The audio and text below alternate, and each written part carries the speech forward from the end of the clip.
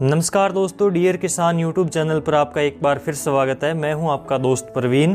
किसान भाइयों, आपने सागरिका के बारे में सुना होगा, लेकिन क्या आप सागरिका के बारे में पूरी जानकारी रखते हैं कि सागरिका क्या है, सागरिका में कौन कौन से पोषक तत्व पाए जाते हैं, फसल में ये क्या काम करती है, किस प्रकार से काम करती है, इसकी सही डोज क्या रहती है, ये लिक्विड में भी आती है और सागरिका दानेदार में भी आती है, तो कौन सी आपको कब डालनी चाहिए, कौन सी फसल में किस अवस्था में इसका उपयोग करना चाहिए, कितनी बार इसका उपयोग करना चाहिए, इसके अलावा इसकी कीमत क्या है, प्रति एकड़ इसका खर्च कितना आता है, वीडियो के लास्ट में इसके बारे में भी हम बात करेंगे।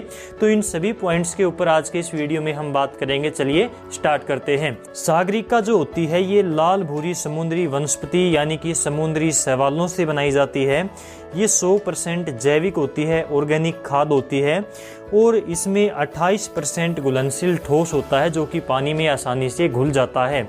दोस्तों, इसमें खनिज, कार्बोहाइड्रेट, एंजाइम, कुछ हार्मोन्स, अमीनो एसिड और पोटाश जैसे पोषक तत्व मौजूद रहते हैं। सागरिका में मौजूद पोषक तत्वों की यदि हम बात करें तो इसमें पौधवर्धी संवर्धक तत्व जो होते हैं जैसे कि ऑक्सीजन 400 से 600 ppm, साइटोकाइनिन इसमें 200 से 400 ppm होता है, जिब्रेलिन इसमें 500 से 800 ppm होता है। इसके अलावा कुछ सूक्ष्म पोषक तत्व जैसे कि कॉपर 50 से 70 ppm, जिंक 5 से 12 ppm, इसके अलावा मैग्नीज इसमें 15 से 20 ppm, आयरन इसमें 200 से 300 ppm, बोरोन 30 से 50 ppm होता है। और जो हमारे कुछ मुख्य पोषक तत्व होते हैं जैसे कि नाइट्रोजन 0.23 से 0.3% इसमें होता है, फास्फोरस इसमें 0.05 से लेकर 0.1% होता है, इसमें पोटाश 14 से लेकर 18% तक होता है, कैल्शियम इसमें 0.15 से लेकर 0.20%, मैग्नीशियम 0.35 से 0.45%, सल्फर इसमें 0.10 से लेकर 0.15% जो है मौजूद रहता है। तो इस प्रकार इसमें लगभग पोषक तत्व मौजूद हैं जो कि एक पौधे को अपने विकास के लिए चाहिए होते हैं। इसके अलावा इसकी डोज की यदि हम बात करें तो सबसे पहले तो आप इसको लगभग सभी प्रकार की फसलों में उपयोग कर सकते हैं। जो लिक्विड फॉर्म में आती है जिसका आपको स्प्रे करना होता है तो इसकी 1 से लेकर 2 ml की मात्रा आप 1 लीटर पानी के साथ में मिलाकर स्प्रे कर सकते हैं। और 1 एकड़ की यदि डोज की हम बात करें तो 250 से 300 ml प्रति एकड़ के हिसाब से आप इसका स्प्रे कर सकते हैं। और दानेदार सागरिका की यदि हम बात करें तो 8 से लेकर 10 किलोग्राम प्रति एकड़ तक आप इसका छिड़काव कर सकते हैं। यूरिया के साथ मिलाकर भी आप इसको डाल सकते हैं। और दोस्तों, जो बाग या फिर बेल वाली फसलें होती हैं, जो फलदार पौधे होते हैं, यदि आप उनमें इसको डालना चाहते हैं तो 100 से 150 ग्राम के आसपास प्रति पेड़ के हिसाब से या प्रति एक बेल के हिसाब से आप इसकी मात्रा रख सकते हैं, इसको डाल सकते हैं। इसके बाद में हम बात करें कि कौन सी फसल में किस अवस्था में हम सागरिका का उपयोग कर सकते हैं, चाहे वो स्प्रे के रूप में हो चाहे फिर वो दानेदार के रूप में हो। तो सबसे पहले गन्ने की बात करें तो गन्ने में यदि आप लिक्विड का उपयोग करते हैं स्प्रे के रूप में तो इसका पहला स्प्रे आप अंकुरण के 45 दिन के बाद में करें, इसका दूसरा स्प्रे आप गन्ने में 90 दिन के बाद में करें और तीसरा स्प्रे आप 120 दिन की अवस्था में गन्ने की फसल में कर सकते हैं। यदि आप इसका गन्ने की फसल में ही दानेदार सागरिका का उपयोग करते हैं तो पोरियां लगाने के 30 से 60 दिन के बाद में आप इसका छिड़काव करें।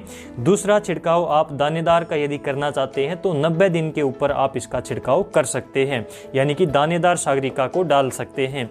इसके बाद में धान या फिर मक्का की फसल में इसका उपयोग आप यदि लिक्विड सागरिका का करना चाहते हैं, स्प्रे के रूप में करना चाहते हैं तो इसका पहला स्प्रे 25 दिन के बाद में करें, दूसरा स्प्रे आप इसका 40 दिन के बाद में करें और तीसरा स्प्रे आप 60 दिन की अवस्था में कर सकते हैं धान और गन्ने की फसल में।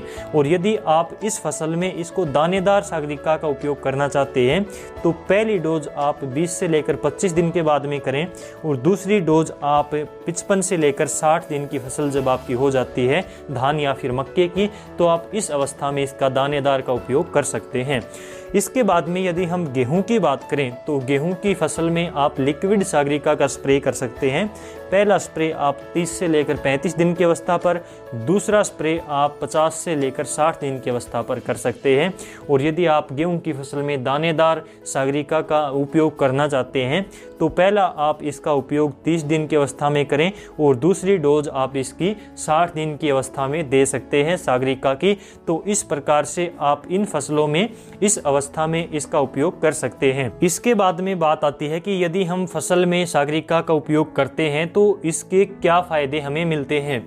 एक तो ये आपके पौधों में फसल में पोषक तत्वों की पूर्ति करता है, क्योंकि इसमें लगभग सभी प्रकार के पोषक तत्व मौजूद होते हैं।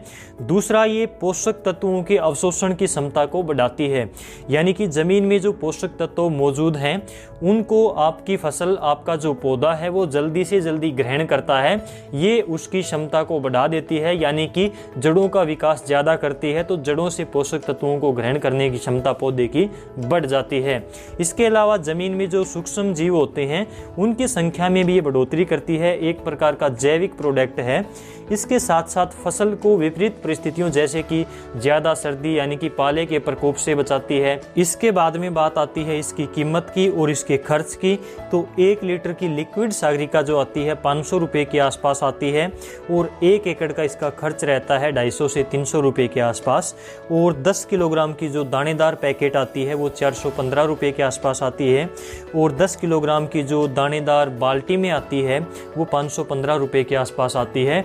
तो इस प्रकार से सागरिका के बारे में कंप्लीट जानकारी हमने आपको दी। यदि आपका कोई सवाल रहता है तो कमेंट में ज़रूर आप पूछ सकते हैं। यदि जानकारी अच्छी लगी हो तो लाइक और शेयर ज़रूर करें। चैनल पर पहली बार आए हैं तो डियर किसान यूट्यूब चैनल को सब्सक्राइब करें ताकि इसी प्रकार की वीडियो आपको आगे भी मिल सके। इस वीडियो में बस इतना ही। नमस्कार, जय हिंद।